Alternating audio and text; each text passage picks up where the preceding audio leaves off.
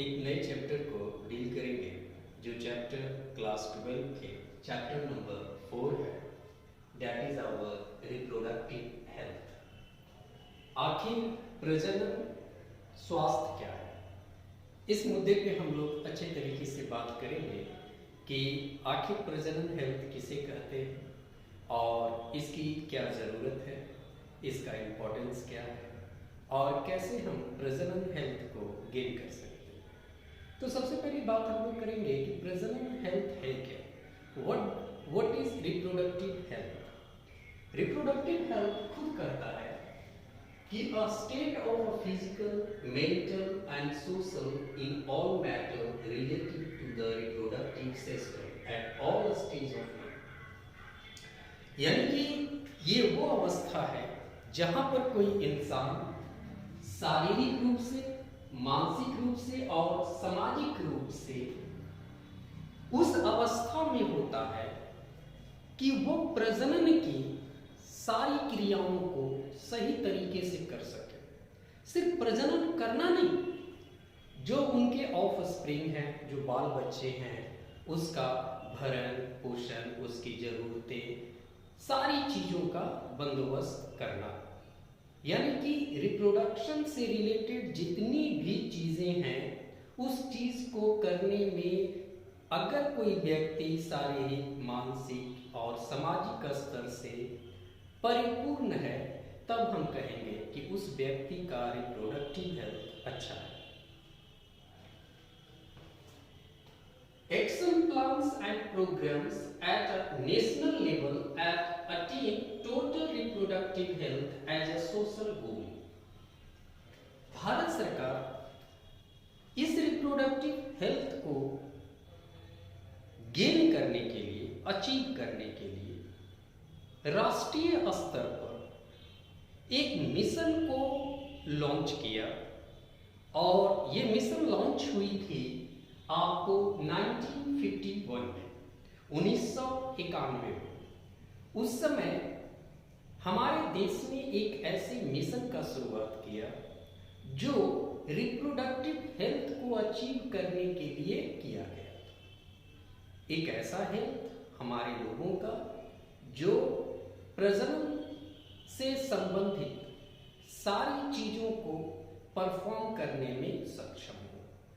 तो सरकार ने जिस प्रोग्राम को लॉन्च किया 1951 में, उस प्रोग्राम का नाम रखा गया था फैमिली प्लानिंग प्रोग्राम। बाद में इस फैमिली प्लानिंग प्रोग्राम को बदलकर एक नया नाम दिया गया reproductive and child health care RCH programme. यानी कि फैमिली प्लानिंग जो प्रोग्राम थी, जो भारत सरकार ने चलाई, उस फैमिली प्लानिंग प्रोग्राम का बाद में नाम चेंज कर दिया गया और उसका नाम कर दिया गया था reproductive and child health care programme. सबसे बड़ी बात है कि आखिर भारत सरकार को रिप्रोडक्टिव हेल्थ को अचीव करने के लिए ऐसे प्रोग्राम को लॉन्च क्यों करना पड़ा, आखिर ऐसी क्या मजबूरियां थी और सरकार क्यों ऐसा करना चाही। तो उसके पीछे कुछ कारण थे, जैसे कि ओवर पॉपुलेशन। हमारे देश की जो आबादी है वो दुनिया की दूसरी सबसे बड़ी आबादी है और इतनी बड़ी आबादी की जरूरतों को पूरा करना किसी भी देश के बस की बात नहीं होती। हर देश चाहता है कि उसकी जो पॉपुलेशन है, उसकी जो आबादी है, वो एक लिमिटेड नंबर में रहे। जब उस नंबर को वो क्रॉस कर जाता है तो बहुत तरीके के प्रॉब्लम देश को और देशवासियों को फेस करना पड़ता है। सबसे पहला प्रॉब्लम था ओवर पॉपुलेशन का। हमारे देश में हर घर में लोगों की जो संख्या है वो ज़्यादा है। हर परिवार में 4-5 बच्चे, उन बच्चों का सही तरीके से शिक्षा नहीं मिल पाना, उनको आहार नहीं मिल पाना, उनको एक अच्छा सोसाइटी में रहने लायक घर नहीं मिल पाना, इन सारी प्रॉब्लमों को सॉल्व करने के लिए हमारी सरकार ने reproductive and child health care programme की शुरुआत की। दूसरी चीज थी awareness about reproduction related aspect. सरकार चाहती थी कि फैमिली प्लानिंग के जरिए अपने देश के लोगों को रिप्रोडक्टिव हेल्थ क्या है, रिप्रोडक्शन से रिलेटेड जो कॉम्प्लिकेशंस हैं उनको अच्छे तरीके से समझाया जाए, ओवर चाइल्ड या ओवर पॉपुलेशन की कौन कौन सी डिमेरिट हो सकती है उसको लोगों को बताया जाए, और अगर आपकी छोटी परिवार है, लिमिटेड लोग हैं, तो ऐसी स्थिति में आपको उसका क्या बेनिफिट मिल सकता है, सरकार इन सारी बातों को लोगों को समझाना चाहती थी। इस प्रोग्राम के जरिए भारत सरकार सेक्सुअल एजुकेशन प्रोवाइड करना चाहती थी। हमारे देश में आज भी नॉर्मल शिक्षा की जो स्थिति है वो दयनीय है, तो हम एक्सपेक्ट नहीं कर सकते कि हमारे लोगों को सेक्सुअल एजुकेशन का ज़्यादा ज्ञान है, तो उनका सेक्सुअल एजुकेशन का जो ज्ञान है वो बढ़े, उनके बारे में लोग जाने, अपनी बॉडी के बारे में जाने, अपने सेक्स के बारे में जाने, सेक्स समस्या के बारे में जाने, इनसे कैसे वो निपट सकते हैं, किस प्रोसेस को वो फॉलो करके सेक्सुअल डिजीजेस से वो बच सकते हैं, रिप्रोडक्टिव डिजीजेस से बच सकते हैं। इन सारी बातों की जानकारी भारत सरकार या आपकी जो गवर्नमेंट है वो फैमिली प्लानिंग के जरिए अपने लोगों को देना चाहती थी। चौथी जो इस प्रोग्राम का एम था, knowledge about birth control method and care of mother and child. सरकार चाहती थी कि हमारे देश के जो लोग हैं वो उनको एक नॉलेज मिले, उनको ये ज्ञान हो कि वो किस प्रकार से अपनी बच्चों की संख्या को लिमिटेड कर सकते हैं। होता ये है कि हमारे लोगों को पता ही नहीं चलता कि आखिर बच्चों की संख्या कैसे लिमिटेड रखा जाए, दो बच्चों के बीच में कैसे गैप किया जाए। तो इन सारी बातें को ध्यान में रखते हुए सरकार ने फैमिली प्लानिंग को लॉन्च किया, ताकि वो लोगों को उन सारे तरीकों को समझा सके जिससे आप बर्थ कंट्रोल को रेगुलेट कर सकते हैं, कंट्रोल कर सकते हैं। साथ ही साथ इस प्रोग्राम के जरिए माँ का स्वास्थ्य और बच्चे के स्वास्थ्य के बारे में लोगों को जागरूक करना हमारी सरकार की सबसे बड़ी प्रायोरिटी है। हमारी सरकार चाहती है कि बच्चों की संख्या, माता का जो स्वास्थ्य है, बच्चे का जो स्वास्थ्य है वो सही रहे, अच्छा रहे, और इसके बारे में लोगों को इस तरीके से बताया जाए ताकि उन्हें समझ आ सके। इन सारी चीज़ों को प्रोवाइड करवाने के लिए, इस गोल को अचीव करने के लिए हमारी सरकार ने फैमिली प्लानिंग किया। उसके साथ साथ अवेयरनेस अबाउट सोशल इवेंट्स। हमारी सरकार चाहती थी कि सामाजिक स्तर पर जो बुराइयां हैं, जैसे कि छोटी उम्र में बच्चों का शादी ब्याह कर देना, बच्चों का प्रॉपर वे में केयर नहीं कर पाना, बच्चों को अच्छी तालीम नहीं दे पाना, बच्चे को अच्छी सोसाइटी नहीं दे पाना, तो हमारी सरकार चाहती थी कि इस तरीके की जो बुराइयां हैं हमारे समाज में उसे खत्म किया जाए। अब देखिए, कोई व्यक्ति शराब पीता है, नशा करता है ना, गलत काम करता है, तो कहीं ना कहीं उस व्यक्ति के उस काम का प्रभाव उसके परिवार पे पड़ता है। और जब आपका परिवार आपके किसी गलत काम के कारण सफ़र करेगा, तो सबसे पहला जो आपका बच्चा है, जो वो सबसे पहले उस चीज़ से अफेक्टेड होता है। यानी आपका बच्चा आपके परिवार का सबसे जो छोटा सदस्य है, वो आपके गलत कामों के कारण सबसे ज़्यादा उस दुष्परिणाम को भुगतेगा। तो सरकार इस फैमिली प्लानिंग चलाने के पीछे उसकी ये सारी मंशा थी। अब आती है बात कि आखिर रिप्रोडक्टिव हेल्थ में हम नेक्स्ट जिस टॉपिक की चर्चा करते हैं वो होता है सेक्सुअल ट्रांसमिटेड डिजीज। यानी कि इस चैप्टर में हमें ये समझाया जाता है कि कैसे शारीरिक संबंध से संबंधित कुछ ऐसी बीमारियां होती है जो एक इन्फेक्टेड पर्सन को अगर है तो वो बीमारी एक नॉर्मल व्यक्ति को भी लग सकता है उस इन्फेक्टेड व्यक्ति के साथ शारीरिक संबंध बनाने पे।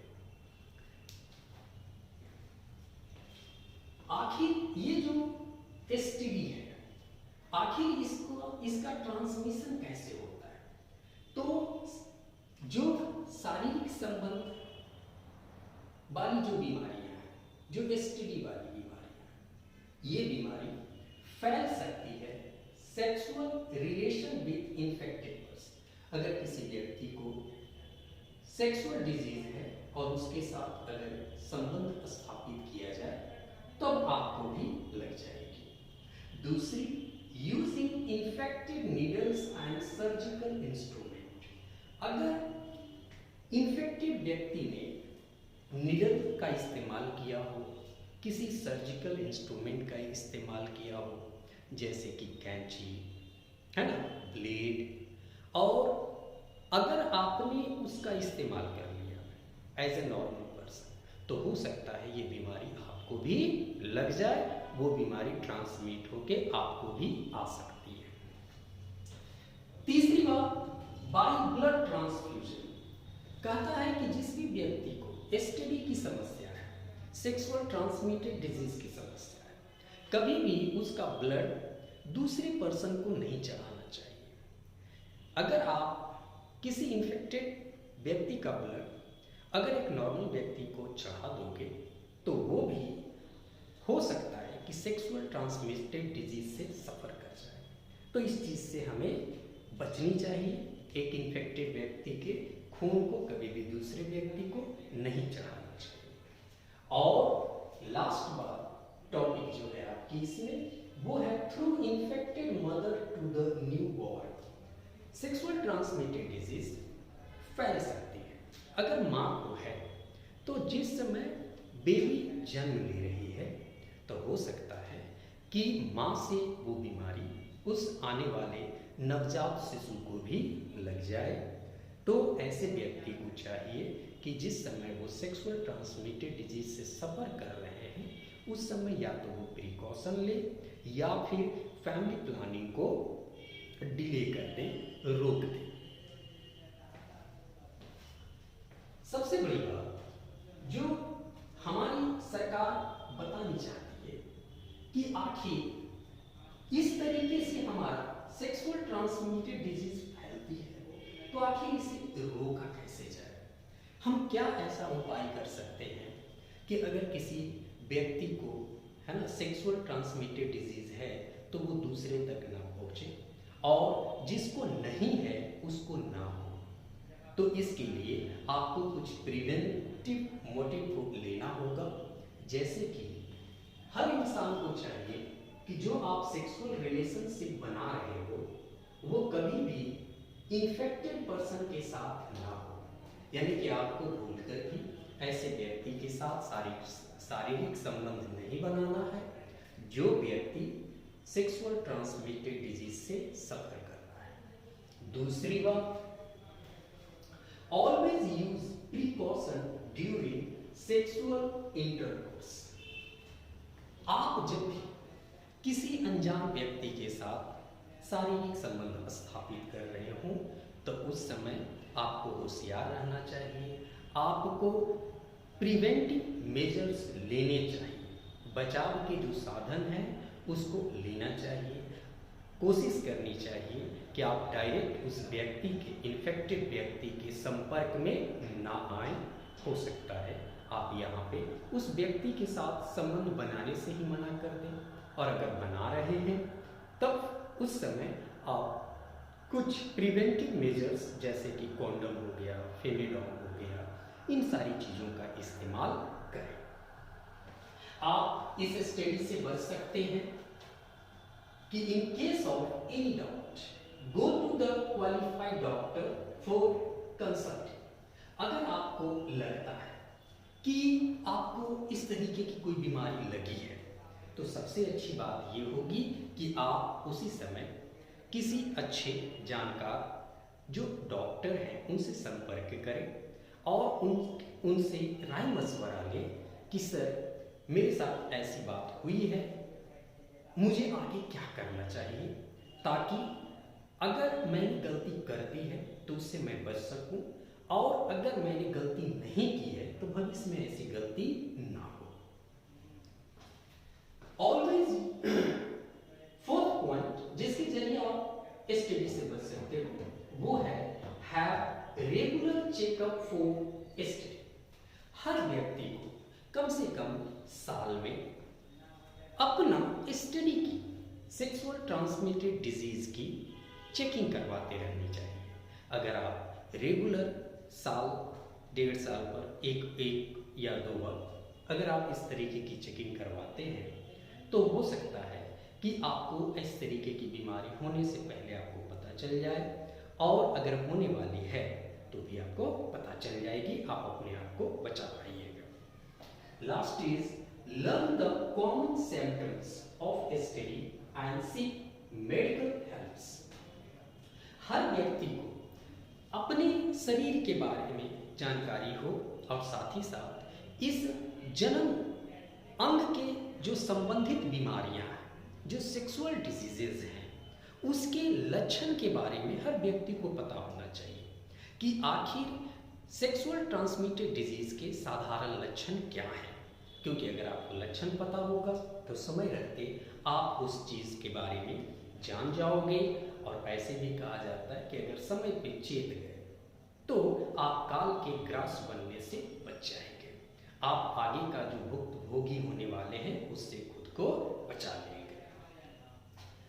ये चैप्टर जब आगे बढ़ती है तो हम लोग एक नए टॉपिक को डील करते हैं कि मेथड ऑफ बर्थ कंट्रोल।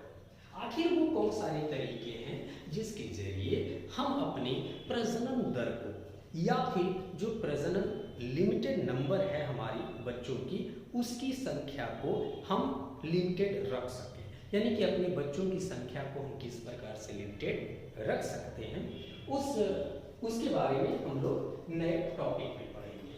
तो कहता है कि कंसेप्शन के जो चांसेस हैं उनको प्रिवेंट कर देना ताकि आपका एक लिमिटेड नंबर ऑफ ऑफस्प्रिंग पैदा हो।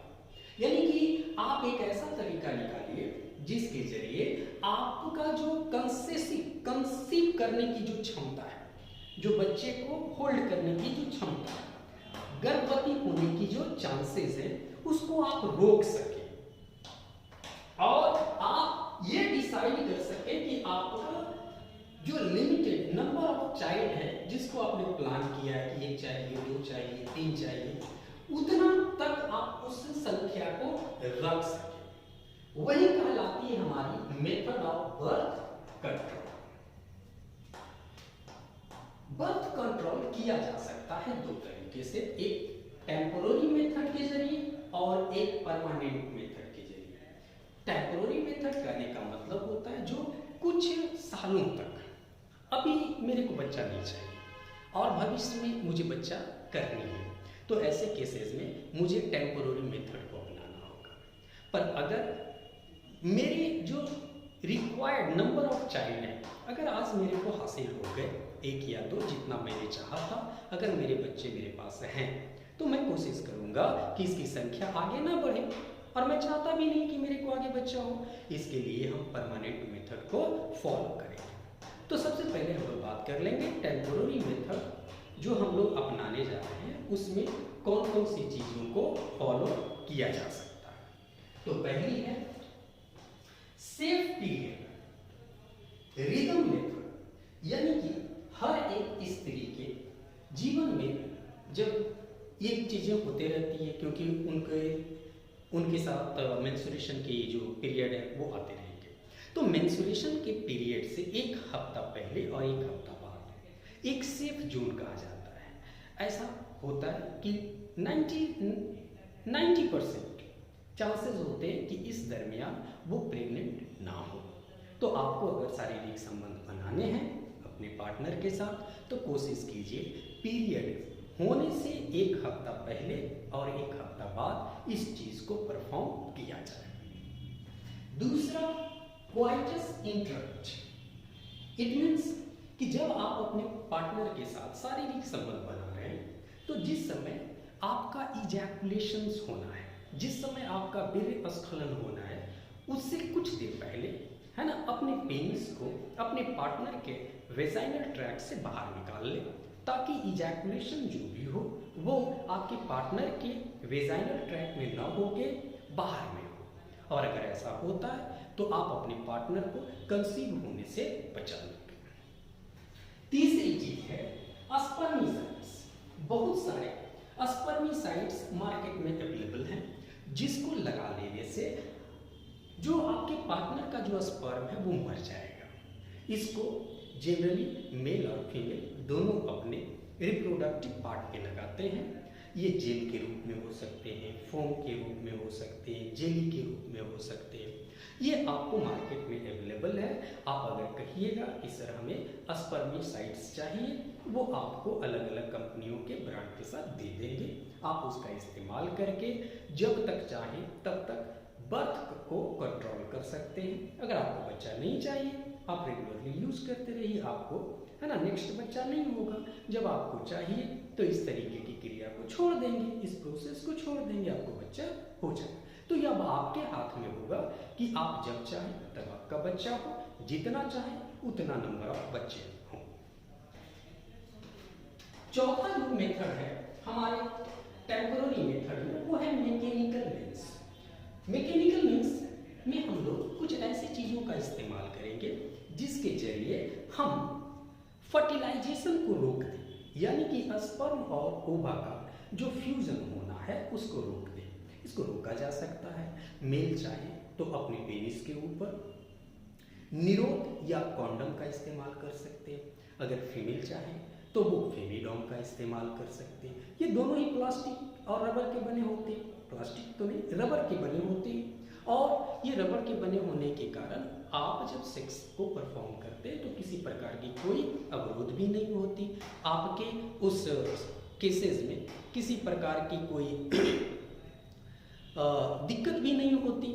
आप बहुत अच्छे से परफॉर्म कर सकते हैं, आपका काम भी हो जाता है और आपकी जो पार्टनर है वो कंसीव होने से भी बच जाती है। इसी चीज में बहुत सारी जो फीमेल होती है वो डायफ्राम एंड कर्विकल कैप का इस्तेमाल करती है। इसका एक्चुअल में ये जो कैप होता है वो फीमेल के जननांग में लगाए जाएंगे और ये भी आपके स्पर्म और ओवा के फ्यूजन को रोक रहे हैं।